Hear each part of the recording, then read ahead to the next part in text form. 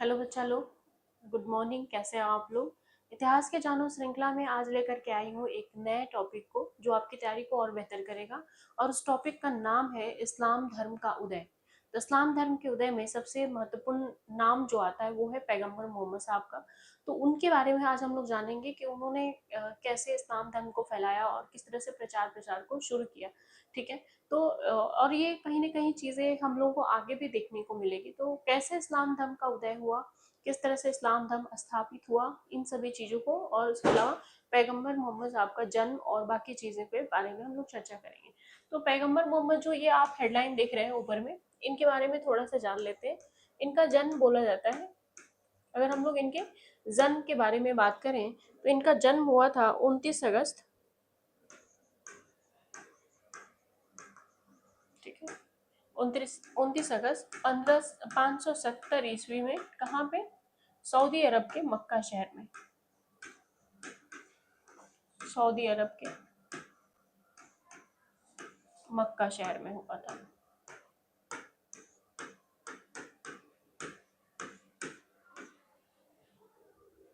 उसके अलावा अगर हम लोग इनके पिता के नाम के बारे में बात करें तो इनके पिता का नाम अब्दुल्ला था। ठीक है। इनकी माता के नाम के बारे में बात करें तो इनकी माता का नाम अमीना था। बट इनके जन्म के कुछ ही दिनों के बाद, एक हफ्ता के बाद, लगभग एक हफ्ता 10 दिन के बाद जो है, बोला जाता है किसी किसी किताब में 6 वर्ष बताता है, तो इनकी माँ का डेथ हो गया। और इनकी माँ के निधन के बाद इनका पालन पोषण इनके चचा अबू तालिब और उनकी एक दाई रहती हैं, मतलब कि सर्वेंट, और उन्होंने मिलकर किया, जिनका नाम दाई हलीमा रहता है। तो उनका भी मैं यहाँ मेंशन करती हूँ। इनके चाचा, जिनका नाम रहता है अबू तालिब,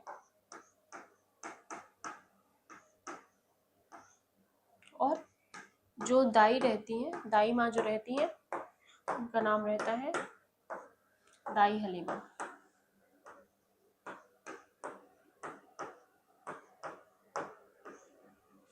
अगर हम लोग इनके जीवनी के बारे में बात करें हम लोग, तो माइकल हार्ट माइकल हार्ट नामक व्यक्ति ने इनकी जीवनी को लिखा था कि कैसे थे, और बहुत कम उम्र में ही इनकी डेथ भी हुई थी। इनका विवाह 26 वर्ष की आयु में, यह लिख देती हूँ, विवाह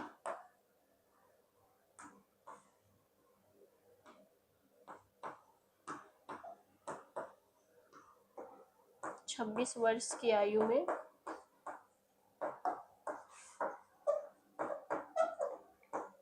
खतीजा नामक विधवा के साथ हुआ था। ये विधवा रहती है, ठीक है। तो खतीजा के साथ इनका विवाह होगा, ठीक है ना। तो हम लोग थोड़ा सा जानते हैं इनके बारे में कि आखिर इन्हें पैगंबरों में सबसे बड़ा या क्यों इस तरह का नाम दिया जाता है, क्यों इनके बारे में इस तरह की बातें की जाती है। तो इसलिए कि इन्होंने इस्लाम में जो कुरीतियां थी उन्हें खत्म करने के लिए, सबसे जरूरी चीज की महिलाओं को इज्जत दिलाने के लिए, महिलाओं को एक अच्छा लाइफस्टाइल देने के लिए इन्होंने अनेकों प्रयास किया, है ना। जैसे हम लोग सती प्रथा में राजा राम मोहन रॉय को पढ़े, वैसे इस्लाम धर्म में अगर हम लोग बात करें तो सऊदी अरबिया एक ऐसा कंट्री था जहाँ पे महिलाओं की ना कोई रिस्पेक्ट होती थी, ना कोई इज्जत था। यानी पूरी दुनिया में अंधकार छाया हुआ था, और पैगंबर मोहम्मद एक लालटीन छोटी सी लेके रोशनी और पूरे शहर में घूम रहे, उजियारा, ज्ञान का उजियारा फैलाने के लिए, वास्तविकता बताने के लिए कि एक्चुअल में क्या है। ठीक है। तो उन्होंने बोला जाता है ऐसा कि औरतों को वस्त्र दिया। उस समय में औरतें नग्न अवस्था में, मतलब आधी थी कपड़े पहन के घुमा करती थी। एक तो ये है। दूसरा ये है कि आपने हाल के दिनों में सुना होगा कि 3 तलाक को बैन कर दिया गया। तलाक की जो अवधारणा है कहीं ना कहीं इन्होंने ही दिया था, लेकिन उसके पीछे रीजन ये था कि महिलाएं अपने आप को नहीं पहचान पा रही थी, अपनी अवधारणा को नहीं पहचान पा रही थी, उसे खत्म करने के लिए। जैसे कि उस समय ये था कि महिला सिर्फ एक वस्तु समझी जाती थी, भोग और विलासता के लिए। ठीक है, सऊदी अरबिया की बात, मैं ऑल ओवर की बात नहीं करूँ, मैं सिर्फ सऊदी अरबिया के लिए ही बात करूँ। तो भोग और विलासता के लिए सिर्फ एक वस्तु मानी जाती थी। और ऐसे में पैगम्बर मोहम्मद जो है वो आते हैं और आ करके प्रचार प्रसार अपना शुरू करेंगे। और उसमें देखते हैं कि महिलाओं को तो सिर्फ कि आज महिला किसी इस मर्द के साथ तो कल किसी दूसरे मर्द के साथ, ये वाली अवधारणा चल रही थी। तो उनको थोड़ा सा वो चीज़ें अजीब लगी, और उसके बाद से उन्होंने एक लॉ, कहेंगे इस्लामिक कानून के अकॉर्डिंग, शरीयत के अकॉर्डिंग, शरीयत क्या है, शरिया क्या है, इस्लामी कानून है ना। तो शरिया के अकॉर्डिंग उन्होंने एक लॉ बनाया और वो ये किया कि अगर एक महिला अपने मर्द को छोड़ के, अपने पति को छोड़ के दूसरे के पास अगर जाती है तो हम मानेंगे कि वो अशुद्ध हो गई, अपवित्र हो गई, उसे कोई नहीं छुएगा। ठीक है, इस तरह की अवधारणा। और वो उसका अपना मर्द भी उसे तलाक दे देगा, और इस तरह की अवधारणा को उन्होंने प्रेजेंट किया। क्यों? क्योंकि महिलाएं अपने आप को समझ ही नहीं रही थी। ठीक है, तो ये उस समय के लिए था, उस समय की कुरीतियों को देखते हुए, उस समय की जो व्यवस्था थी उसके अकॉर्डिंग। जैसे सती प्रथा था तो क्यों बनाया गया था? इसलिए ना कि उस समय की महिलाएं इतनी सशक्त नहीं थी कि अपने जो हक है, जो अधिकार है उसको पूरा कर सके, अपना जीवन का निर्वहन कर सके। तो इसलिए पति के साथ उनको भी जला दिया, कुछ सौखिया जल जाती थी और कुछ जबरदस्ती जला दी जाती थी, है ना। तो क्यों? क्योंकि इसका पति मर गया, इसका पालन पोषण कौन करेगा, तो इसको भी इसके साथ जला दो। यही थी ना उदाहरण। इवन हड़प्पा में भी युगल सावधान वगैरह के प्रावधान मिले हुए हैं, हड़प्पा के कुछ स्थलों से खुदाई के दरमियान। तो क्यों? क्योंकि शायद हो सकता है कि वहां भी यही अवधारणा रहा हो कि पति के मरने के बाद पति अपना पत्नी जीवन निर्वाहन कैसे करेगी, इसलिए लोग दफना देते होंगे। और ये अवधारणा चलती, हालांकि ऋग्वेद में इस तरह का कोई उल्लेख नहीं मिलता है। बाद में जाकर के गुप्त काल में एरन अभिलेख से पता चलता है कि सती प्रथा नाम का कुछ था ऐसा। ठीक है, उसके बाद तो फिर ट्रेंड में आ गया अपना, है ना, चीज अपना ट्रेंड।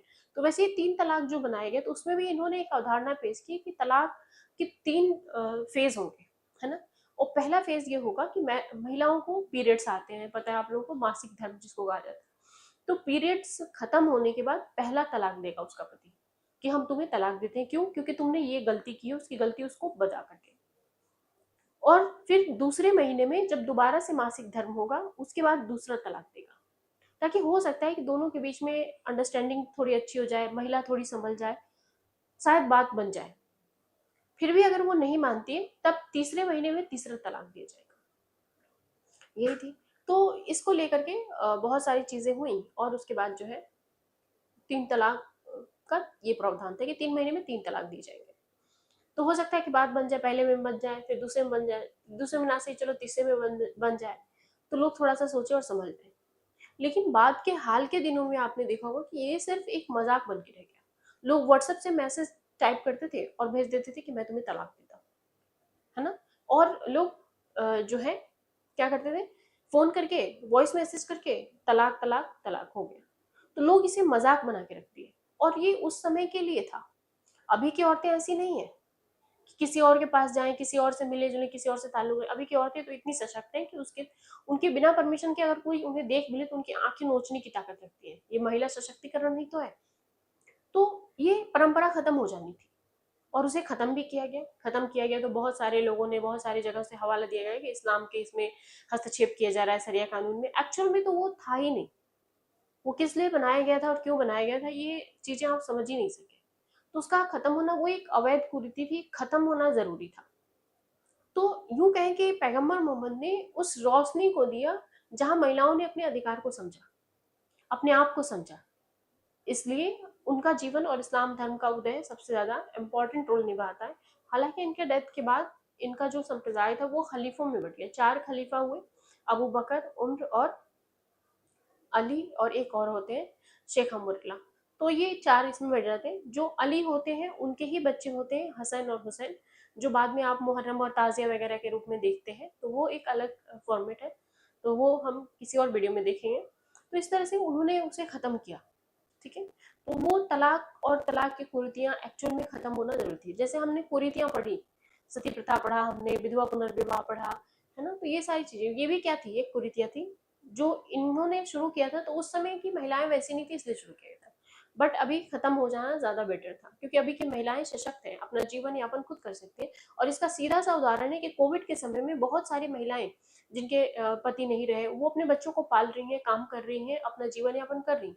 तो इसलिए हम नहीं कह सकते कि अभी की महिलाएं और उस समय की महिलाएं सेम थी, और वो कानून अभी भी लागू होना चाहिए। जब सती प्रथा पे कानून बना के पंडित जवाहरलाल नेहरू जब संसद से पारित होने के बाद आके बैठते हैं, तो उनकी एक दोस्त रहती है पंडित जवाहरलाल नेहरू की, डिस्कवरी ऑफ इंडिया में उन्होंने लिखा हुआ है।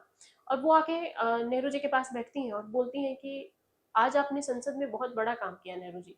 तो बोलते हैं कि हाँ, काम तो हुआ है, क्योंकि ये इंडियन कानून के अकॉर्डिंग फाइनली इलीगल कर दिया जाता है, क्योंकि अभी भी लोग चोरी छिपे कर रहे थे। तो उसके बाद से ये होता है। तो बोलते हैं कि हमारे लिए कब सोचिएगा नेहरू जी। तो उनका सवाल भी यही था कि 3 तलाक को कब खत्म करिएगा।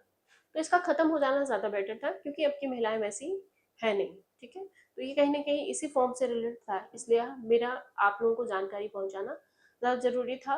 और जल्दी से आप हमारे प्लूटस आईएएस के चैनल को लाइक और सब्सक्राइब कर लीजिए, ताकि आने वाली इस तरह के अच्छी अच्छी खबरों को, आप इतिहास के रहस्यों को जान सके और समझ सके, अपनी तैयारी को बेहतर कर सकें। Thank you class, thank you बच्चा लोग।